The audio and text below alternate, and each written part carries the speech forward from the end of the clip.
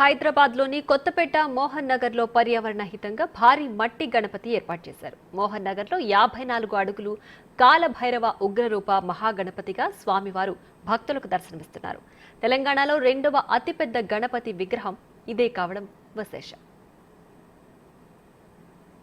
గుర్తొచ్చేది హైదరాబాద్లో మనం ఇప్పటివరకు విన్నటువంటి పేరు ఖైరతాబాద్ బడా గణేష్. కానీ ఖైరతాబాద్ బడా గణేష్తో పాటు అదేవిధంగా అదే స్థాయిలో మరొక గణేష్ విగ్రహం దగ్గర మనం ప్రస్తుతం ఉన్నాం. మనం ప్రస్తుతం హైదరాబాద్లో ఉన్నటువంటి దిల్సుఖ్ నగర్ సమీపంలో ఉన్న కొత్తపేటలో ఉన్నటువంటి మోహన్ నగర్లో ఉన్నాం. మోహన్ నగర్లో ఉన్నటువంటి భారీ 54 అడుగుల భారీ మహా విగ్రహాన్ని అయితే మనం చూస్తున్నాం. చూడవచ్చు, కన్నుల పండుగగా కనిపిస్తుంది. ఎందుకంటే మనం చూడవచ్చు, ఇటీవల కాలంలో ఇంత భారీ మట్టి విగ్రహాన్ని ఖైరతాబాద్ గణపతి అనంతరం రెండవ అతిపెద్ద భారీ విగ్రహంగా అయితే తెలంగాణ రాష్ట్రంలో ఇదే అని చెప్పవచ్చు. ఎందుకంటే ఇక్కడ ఏర్పాటు చేసినటువంటి ఏదైతే కాలభైరవ ఉగ్రరూప మహాగణపతిగా అయితే ఇక్కడ కొలువుదీరినటువంటి గణపతిని అయితే మనం చూస్తున్నాం.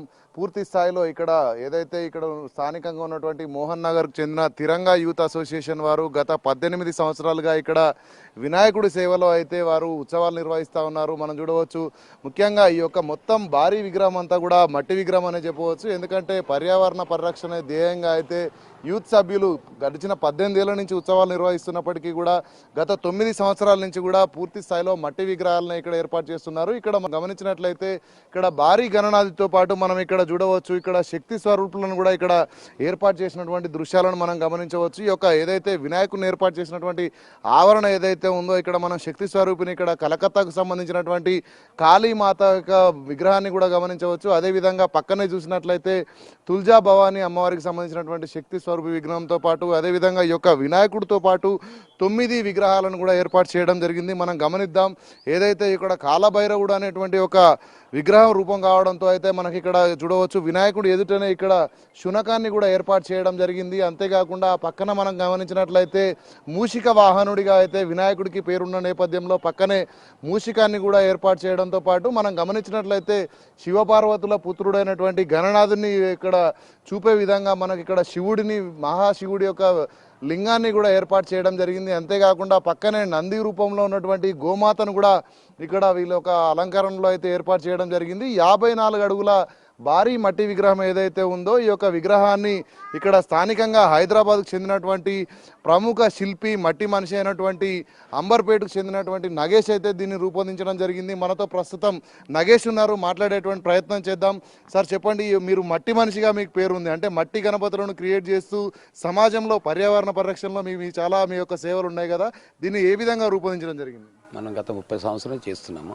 ఈ స్టార్టింగ్లో 10 ఏళ్ళు మాత్రం ఎవరిని మొగ్గు చూపాలి. ఇప్పుడు 20 ఇయర్స్ నుంచి మొత్తం టోటల్ మొగ్గు చూపిస్తారు. అదే కాకుండా మనం చూస్తున్నాం, ఈ యొక్క భారీ 54 అడుగుల విగ్రహాన్ని రూపొందించడానికి ఎన్ని రోజుల సమయం పట్టింది, అదేవిధంగా ఎంతమంది వర్కర్స్ దీన్ని రూపొందించడం జరిగింది? 20 మెంబర్స్ పట్టారు. 1 మంత్ అయింది. 1 మంత్లో అయిపోయింది కంప్లీట్. అంటే మీరు ఈ మట్టి విగ్రహాలు ఎన్ని సంవత్సరాల నుంచి చేస్తున్నారు, అండ్ హైదరాబాద్లో ఎన్ని మట్టి విగ్రహాలు ఉన్నాయి ఈ స్థాయిలో? మనం అప్పుడు స్టార్టింగ్లో ఎవరు లేకుంటే 4 మెంబర్స్ 2 మెంబర్స్ ఉంటే ఇప్పుడైతే చాలా మంది చేస్తున్నారు. అట్లేం లేదు, కానీ ఒక 5,000 నుంచి 10,000 వరకు అవుతుంది మట్టి విగ్రహాలు మొత్తం టోటల్ అంతే. అంటే ఇప్పుడు ఇది చాలా పెద్ద విగ్రహంగా చెప్పదు, తెలంగాణ రెండో విగ్రహంగా చెప్పదు? రెండో విగ్రహం ఇది మొత్తం ఫినిషింగ్లో కానీ 100% ఇది లేదు. ఇంకోటి ఖైరతాబాద్ తర్వాత సెకండ్ వచ్చేది ఇదే మనకు మట్టిలో. అంటే ఇంతకంటే మించినటువంటి విగ్రహాలు చేస్తారా ఎక్కడైనా? దీనికంటే మించిన విగ్రహాలు ఎక్కడైనా ఉన్నాయా దేశం మొత్తంలో? ఇలా గాజువాకలు చేశాను. నెక్స్ట్ 20 సంవత్సరంలో గాజువాకలు చేశాను. 117 చేశాను. ఈసారి 80 చిల్లర చేశాను. ఈసారి 80 పైన చేశాను ఈసారి ఇయర్లో. సో మొత్తంగా ఇది పరిస్థితి. చూసినట్లయితే ఇది ఒక భారీ వినాయకుడిని అయితే ఇక్కడ రూపొందించడానికి ఇక్కడ మట్టి మనిషి అయితే ఎవరైతే మనం చెప్తున్నాం నగేష్, ఇక్కడ సుమారు నెల రోజుల పాటు 20 మంది వర్కర్లు కూడా ఇక్కడ పూర్తి స్థాయిలో డే అండ్ నైట్ పనిచేసి అయితే ఈ యొక్క భారీ గణనాథుని మనం కనుక గమనించినట్లయితే కాలభైరవ ఉగ్రరూప మహాగణపతిగా అయితే ఇక్కడ దర్శనమిస్తున్నటువంటి దృశ్యాలను అయితే మనం బిగ్ టీవీ స్క్రీన్ పై చూస్తున్నాం. ఎందుకంటే పూర్తి స్థాయిలో పర్యావరణానికి సంబంధించి పరిరక్షణ లక్ష్యంగా అయితే దీన్ని ఇక్కడ మోహన్ నగర్కు చెందినటువంటి తిరంగా యూత్ సభ్యులు అయితే ఇక్కడ దీన్ని ఏర్పాటు చేయడం జరిగింది.